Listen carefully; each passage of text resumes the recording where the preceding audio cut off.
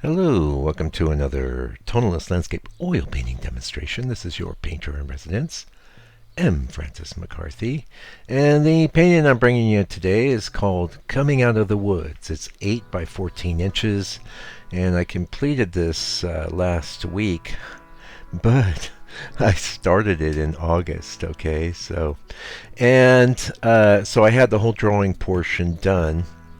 And basically, it was sitting in my drawing area for a while, and I kind of moved it out of my way. I got into other types of scenes. I really do love painting these kind of woodsy scenes. The real challenge, of course, being the, the simplification is the main thing. You really can't paint if you've got a picture of a woods or a forest. You can't paint every tree you see in the photo. You've got to simplify it, and it took me a long time to wrap my head around that. And hopefully, as we get through this video, I can give you some more insight into that. One thing I will say is that a lot of my drawing, a lot of times the drawing portion of my painting process, it's usually not more than maybe 1/5 or at the most 1/4 of the time. In this particular case, it was nearly half the time in the painting went into doing this full-blown drawing portion. Now, one thing I was doing there, I was kind of into that back in August, where I was just grabbing a big brush and using that sort of in the way a lot of times I might use a paper towel or something. I'm just laying down sort of blocks of value to try and break things up. It's a challenge with simplification, and it'd be the same advice there that I would give you with just about any painting you want to do, which is, you probably have a reference image. If you don't have a reference image and you're just painting out your imagination, and most of what I'm saying wouldn't be applicable anyway, but let's just assume you have a reference image. Maybe it's a simple one with like one tree in a field. That's going to be pretty easy, to work out. In a case like this, where there's hundreds of trees in the scene, what I recommend you do is, of course, some of the trees are going to be more focal. You definitely want to decide which trees are going to be most focal. In my mind, you see that one tree that's the dark tree right there. That's the predominant tree to me, and everything else is sort of subordinate to it.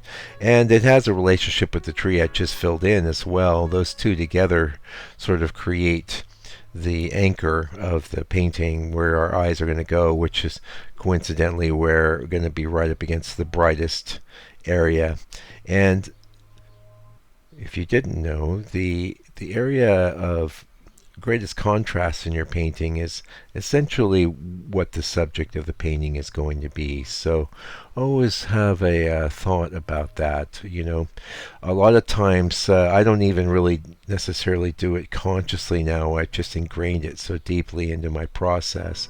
But the area with the darkest dark up against the lightest light, that's going to attract the most attention. That's where people's eyes are going to go and tend to be, they're going to tend to gravitate towards that spot and then move around the rest of the painting from there.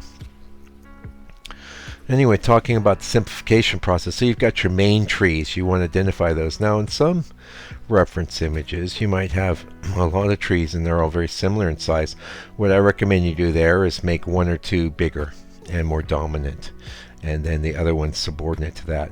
Also, you want to have a real care in this sort of scene.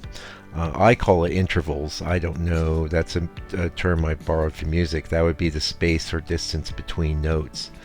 And I think it's very applicable to like lots of trees in a painting. You want to have a real care as far as the spaces in between your tree shapes. You don't want them always to be consistent. You don't want all your tree shapes to be the same size. But even more importantly, I would say, you don't want to have the spaces in between the trees the same size. You want to change it up and vary it. Sometimes maybe you could have two trees, bring them closer together or farther apart, and obviously you should be eliminating a ton of trees from the reference image. The other thing I would really recommend, if you're going to go after woods or forest type scenes is that be prepared to do more than one or two before you're going to get the hang of it. I almost phrase that a different way, but I want to keep it on the positive. I guess what I am trying to say is that it's difficult to do. It requires a lot of practice. Personally, speaking for myself, I failed quite a lot at this sort of scene to the degree where I would just take years before going after it again. And I think one of the things that helped me was doing some studies after George Anness, where he had gone after similar problems. There's another tonalist artist whose name is escaping me. I wanna. It'll come to me. Hopefully, it'll come to me. The names, they slip from the old brain. What can you do? It's very rewarding though, because I love this sort of scene, and for me it's always about that's why I say coming out of the woods. It's always about that light that we're headed towards. If you were trapped in the woods, a dense dark forest, you'd be moving towards the light. You'd be moving into the clearing, which might have been a great name for this too. In the reference image in that area, that bright light area that we just painted, what's that? Hey, the book got an ad for the book coming.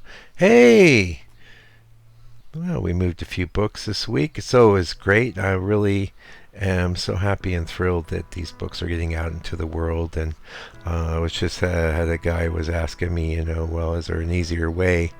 Basically, I get them printed, I package them, I ship them, I get them to you. There's like these companies that will do fulfillment for you, but my hesitation there, since this is an art book, I wanted to have full control over the color reproduction of the images in the book, and I didn't feel I could do that with some sort of fulfillment house, so that's why I haven't gone that route. What I would love to do though is, if you are somebody that works for one of these, I guess, formerly large publishers like a Simon Schuster or one of those types, I would love for a real publisher like that to get their hands on the book and get it into bookstores, and it's okay. I believe that could happen sometime. The thing about this book and my whole modality around writing it was creating something that would be timeless, that would be as good now as 20 years from now, or 30 or 40, because that's the great thing about oil paints on boards, or canvas. We're doing it. Artists 200 years ago were doing it. Artists 400 years ago were doing it, and so on and so forth. Anyway, hopefully I gave you some insight into the simplification process. Well, I am working on my video courses. I just recorded and did my audio narration for my last course, but there's I won't bore you with all the work that goes into it, but it's all stuff I would be having an assistant do if I wasn't a sole proprietor. But they're going to be awesome, and they're going to be rolling out sometimes around the mid-February, so keep your eyes open for that. And I'm going to be providing a lot of insight into my process as it's going down. But one thing I was thinking about that it would be great to do would be to at some point I want to go do some live, either on YouTube or maybe Facebook, or I don't know where, but where I start going through basically like photographs, reference photographs. And it might even be good if I could get photographs from people that follow the channel, or look to me for a little bit of guidance and things. So often as I'm going around through nature, I'm looking at scenes, I'm going yes, no, maybe, because certain elements need to be in place, and that certainly is the case with this painting. And I think I did a really good job with all the intervals and the spacing here.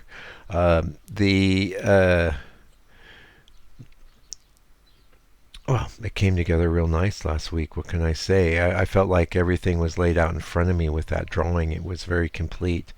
And by that, I mean not that it was super detailed, but that I'd solved most of the problems. All I really had to do was place, color into the appropriate areas, and the painting would be done. And that's what I did.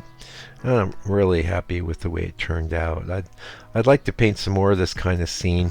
It's not like super. You've seen a lot of trees and water and stuff like that, and for where I live here in New Zealand, that's the kind of thing that does real well. But you never know. I don't really care that much. I tend to do whatever I want. So anyway. Yeah, so I think it would be great to get into some like online,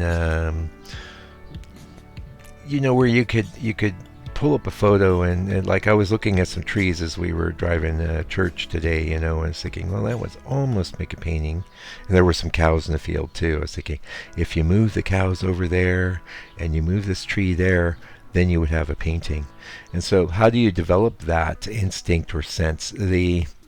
I do think some of it can be taught. I have a very excellent book. If you look around in the channel, it's what's his name? I remember his last name's Payne. I want to say Edgar Payne.